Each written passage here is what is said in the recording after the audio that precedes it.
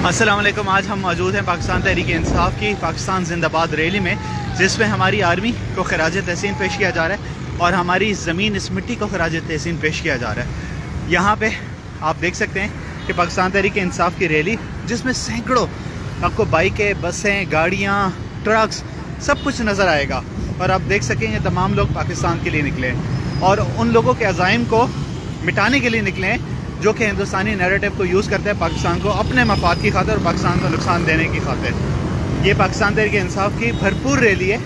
तो आप देख सकते हैं कि कराची के लोग पाकिस्तान के झंडे उठाए और पाकिस्तान तहरीक इंसाफ के झंडे उठाए मौजूद हैं अपने पाकिस्तान आर्मी के साथ, अपनी मिट्टी के लिए, अपने पाकिस्तान के लिए, अपने वतन के लिए, अपने लख्त जिगर के लिए। और हम लोग किसी कुर्बानी से दरेग नहीं करेंगे, कभी भी हमें कोई कुर्बानी देना पड़ी इस मुल्क के लिए।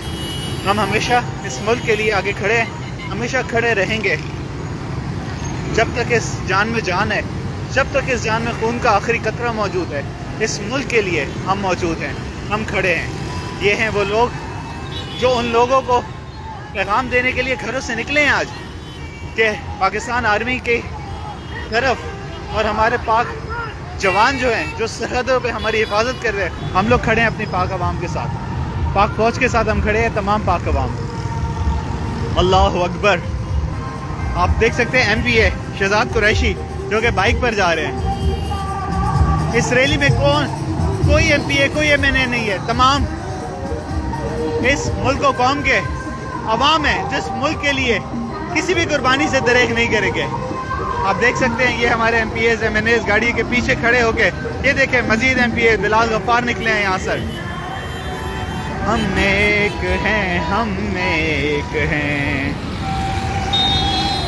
इस परचम के साए तले हम एक हैं। हाँ हम एक हैं, हम एक हैं और हम एक ही रहेंगे।